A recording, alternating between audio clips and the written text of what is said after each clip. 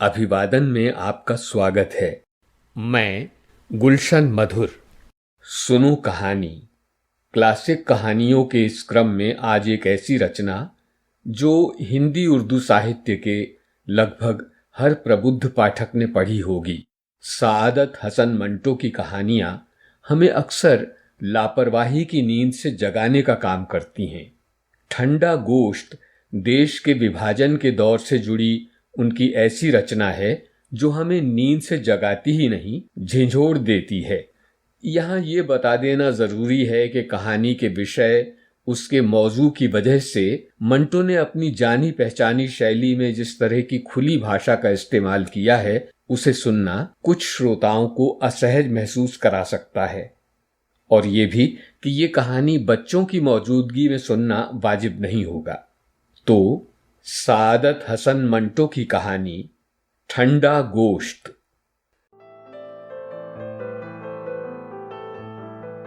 ईशर सिंह जूं ही होटल के कमरे में दाखिल हुआ, कुलवंत कौर पलंग पर से उठी। अपनी तेज तेज आंखों से उसकी तरफ घूर के देखा और दरवाजे की चटखनी बंद कर दी। रात के 12 बज चुके थे। शहर का मुजाफात एक अजीब पुरअसरार खामोशी में गर्क था। कुलवंत कौर पलंग पर आलती पालती मारकर बैठ गई। ईशर सिंह, जो गालिबन अपने परागंदा ख्यालात के उलझे हुए धागे खोल रहा था, हाथ में किरपान लिए एक कोने में खड़ा था। चंद लम्हात इसी तरह खामोशी में गुजर गए। कुलवंत कौर को थोड़ी देर के बाद अपना आसन पसंद न आया और वो दोनों टांगें पलंग के नीचे लटकाकर हिलाने लगी। ईशर सिंह फिर भी कुछ न बोला। कुलवंत कौर भरे भरे हाथ पैरों वाली औरत थी। चौड़े चकले कूल्हे, थुल-थुल करने वाले गोश्त से भरपूर कुछ बहुत ही ज्यादा ऊपर को उठा हुआ सीना, तेज आंखें, बालाई होंठ पर बालों का सुरमई गुबार। ठोड़ी की साख्त से पता चलता था कि बड़े धड़ल्ले की औरत है। ईशर सिंह गो सर नेभड़ाए एक कोने में चुपचाप खड़ा था। सर पर उसकी कसकर बांधी हुई पगड़ी ढीली हो रही थी। उसके हाथ जो किरपान थामे हुए थे, थोड़े थोड़े लर्जां थे। उसके कदो कामत और कद्दो खाल से पता चलता था कि कुलवंत कौर जैसी औरत के लिए मौजू तरीन मर्द है। चंद और लम्हात जब इसी तरह खामोशी से गुजर गए तो कुलवंत कौर छलक पड़ी, लेकिन तेज तेज आंखों को नचाकर वो सिर्फ इस कदर कह सकी, ईशर सिंह। ईशर सिंह ने गर्दन उठाकर कुलवंत कौर की तरफ देखा, मगर उसकी निगाहों की गोलियों की ताब न लाकर मुंह दूसरी तरफ मोड़ लिया। कुलवंत कौर चिल्लाई, ईशर सिंह, लेकिन फौरन ही आवाज भींच ली और पलंग पर से उठकर उसकी जानिब जाते हुए बोली, कहाँ रहे तुम इतने दिन? ईशर सिंह ने खुश्क होंठों पर जबान फेरी, मुझे मालूम नहीं। कुलवंत कौर भन्ना गई, ये भी कोई माया जवाब है? ईशर सिंह ने किरपान एक तरफ फेंक दी और पलंग पर लेट गया। ऐसा मालूम होता था कि वो कई दिनों का बीमार है। कुलवंत कौर ने पलंग की तरफ देखा जो अब ईशर सिंह से लबालब भरा था। उसके दिल में हमदर्दी का जज्बा पैदा हो गया। चुनाचे उसके माथे पर हाथ रखकर उसने बड़े प्यार से पूछा, जानी, क्या हुआ है तुम्हें? ईशर सिंह छत की तरफ देख रहा था। उससे निगाहें हटाकर उसने कुलवंत कौर के मानूस चेहरे को टटोलना शुरू किया। कुलवंत, आवाज में दर्द था। कुलवंत कौर सारी की सारी सिमट कर अपने बालाई होंठ में आ गई। हाँ जानी, कहकर वो उसको दांतों से काटने लगी। ईशर सिंह ने पगड़ी उतार दी। कुलवंत कौर की तरफ सहारा लेने वाली निगाहों से देखा। उसके गोश्त भरे कूल्हे पर जोर से धप्पा मारा और सर को झटका देकर अपने आप से कहा, ये कुड़िया दिमाग ही खराब है। झटका देने से उसके केस खुल गए। कुलवंत कौर उंगलियों से उनमें कंघी करने लगी। ऐसा करते हुए उसने बड़े प्यार से पूछा, ईशर सिंह, कहाँ रहे तुम इतने दिन? बुरे की माँ के घर। ईशर सिंह ने कुलवंत कौर को घूर के देखा और दफातन दोनों हाथों से उसके उभरे हुए सीने को मसलने लगा। कसम वाह गुरु की, बड़ी जानदार औरत है। कुलवंत कौर ने एक अदा के साथ ईशर सिंह के हाथ एक तरफ झटक दिए और पूछा, तुम्हें मेरी कसम, बताओ कहाँ रहे? शहर गए थे? ईशर सिंह ने एक ही लपेट में अपने बालों का जूड़ा बनाते हुए जवाब दिया, नहीं। कुलवंत कौर चिढ़ गई। नहीं, तुम जरूर शहर गए थे और तुमने बहुत सा रुपया लूटा है जो मुझसे छुपा रहे हो। वो अपने बाप का तुखम ना हो जो तुमसे झूठ बोले। कुलवंत कौर थोड़ी देर के लिए खामोश हो गई, लेकिन फौरन ही भड़क उठी। लेकिन मेरी समझ में नहीं आता, उस रात तुम्हें क्या हुआ? अच्छे भले मेरे साथ लेटे थे, मुझे तुमने वो तमाम गहने पहना रखे थे जो तुम शहर से लूट कर लाए थे। मेरी पप्पियां ले रहे थे, पर जाने एकदम तुम्हें क्या हुआ, उठे और कपड़े पहनकर बाहर निकल गए। ईशर सिंह का रंग जर्द हो गया। कुलवंत कौर ने यह तब्दीली देखते ही कहा, देखा कैसे रंग पीला पड़ गया। ईशर सिंह, कसम वागुरु की जरूर कुछ दाल में काला है। तेरी जान की कसम कुछ भी नहीं। ईशर सिंह की आवाज बेजान थी। कुलवंत कौर का शुबा और ज्यादा मजबूत हो गया। बालाई होंठ भींच कर उसने एक एक लफ्ज पर जोर देते हुए कहा, ईशर सिंह, क्या बात है? तुम वो नहीं हो जो आज से 8 रोज पहले थे। ईशर सिंह एकदम उठ बैठा, जैसे किसी ने उस पर हमला किया था। कुलवंत कौर को अपने तनुमंद बाजुओं में समेटकर उसने पूरी कुव्वत के साथ उसे भंभोड़ना शुरू कर दिया। जानी, मैं वही हूं, कट कट पा जफियां, तेरी निकले हडांदी गर्मी। कुलवंत कौर ने मुजाहमत न की, लेकिन वो शिकायत करती रही। तुम्हें उस रात हो क्या गया था? बुरे की माँ का वो हो गया था। बताओगे नहीं? कोई बात हो तो बताऊं? मुझे अपने हाथ से जलाओ अगर झूठ बोलो। ईशर सिंह ने अपने बाजू उसकी गर्दन में डाल दिए और होंठ उसके होंठों में गाड़ दिए। मूछों के बाल कुलवंत कौर के नथनों में घुसे तो उसे छींक आ गई। दोनों हंसने लगे। ईशर सिंह ने अपनी सदरी उतार दी और कुलवंत कौर को शहबत भरी नजर से देखकर कहा, आ जाओ, एक बाजी ताश की हो जाए। कुलवंत कौर के बालाई होंठ पर पसीने की नन्ही नन्ही बूंदें फूट आईं। एक अदा के साथ उसने अपनी आंखों की पुतलियां घुमाईं और कहा, चल दफान हो। ईशर सिंह ने उसके भरे हुए कूल्हे पर जोर से चुटकी भरी। कुलवंत कौर तड़प कर एक तरफ हट गई। ना कर ईशर सिंह, मेरे दर्द होता है। ईशर सिंह ने आगे बढ़कर कुलवंत कौर का बालाई होंठ अपने दांतों तले दबा लिया और किचकिचाने लगा। कुलवंत कौर बिल्कुल पिघल गई। ईशर सिंह ने अपना कुर्ता उतार के फेंक दिया और कहा, लो फिर हो जाए तुरुप चाल। कुलवंत कौर का बालाई होंठ कपकपाने लगा।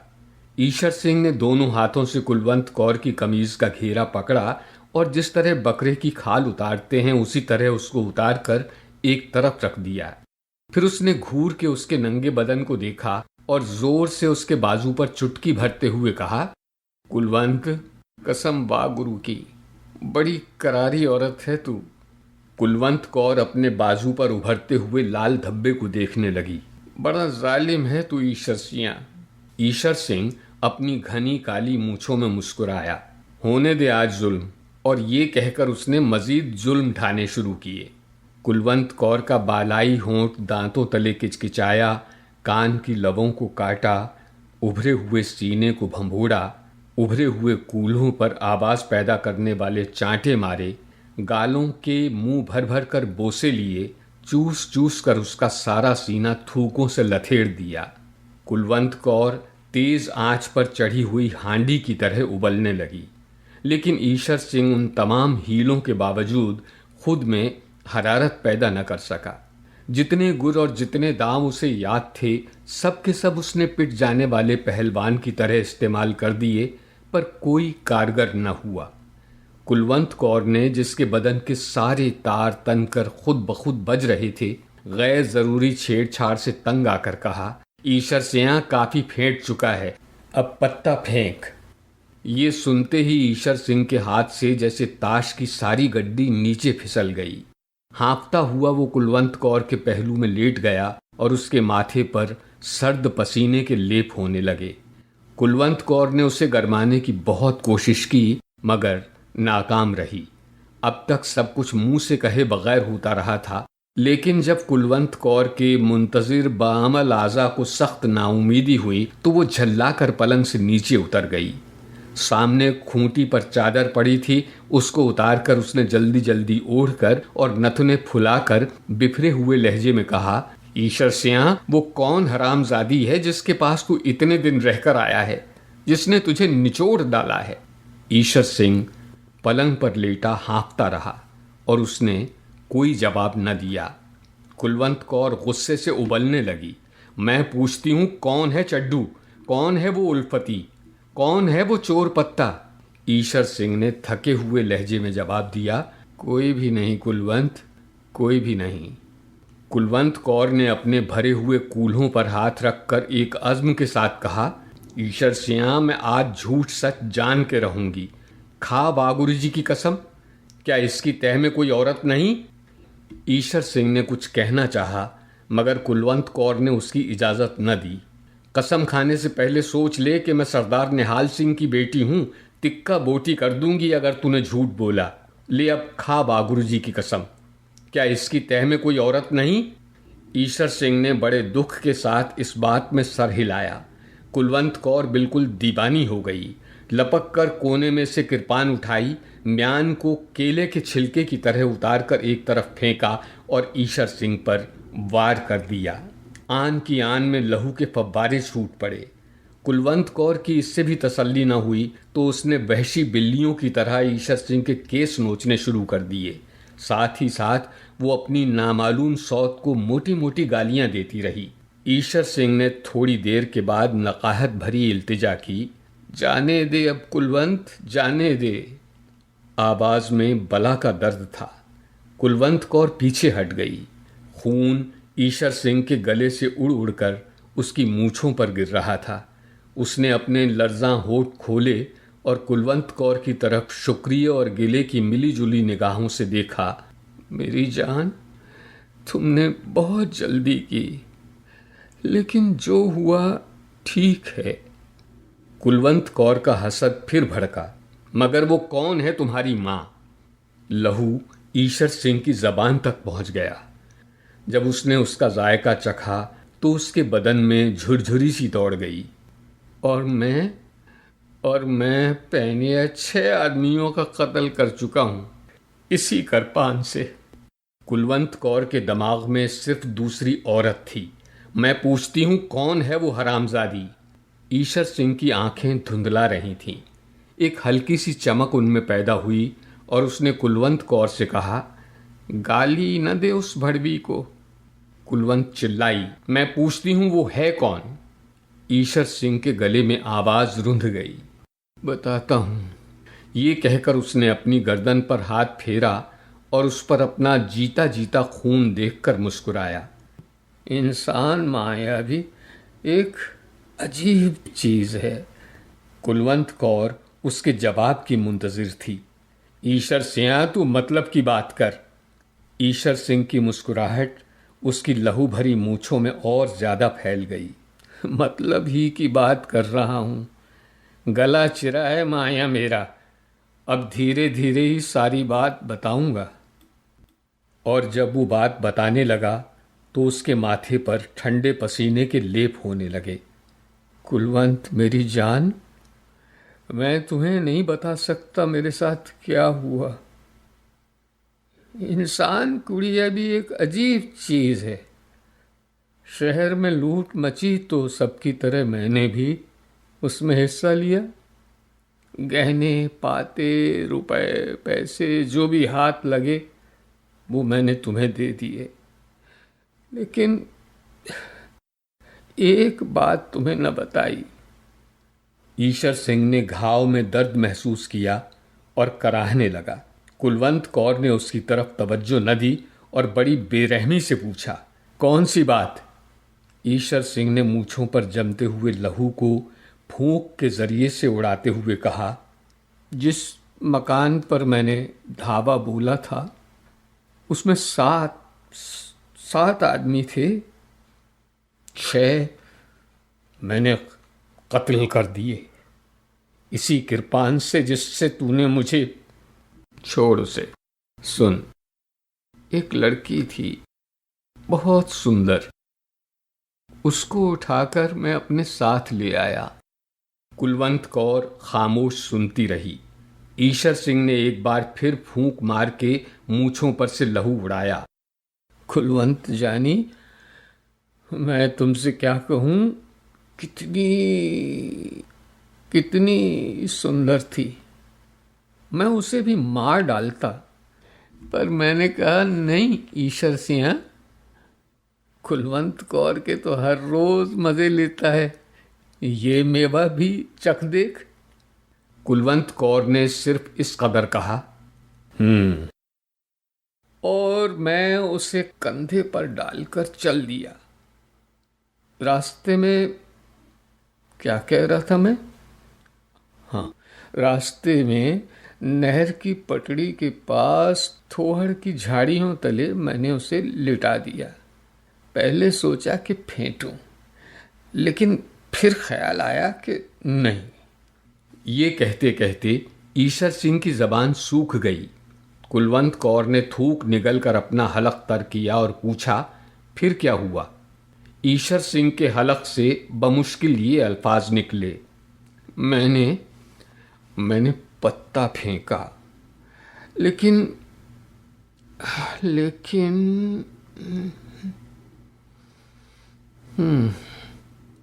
उसकी आवाज डूब गई।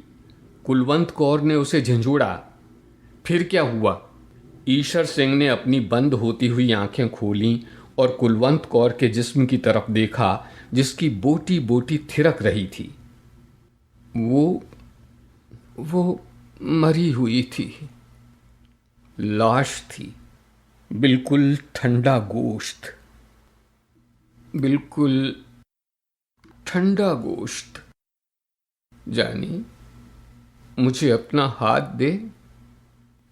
कुलवंत कौर ने अपना हाथ ईशर सिंह के हाथ पर रखा, जो बर्फ से भी ज्यादा ठंडा था।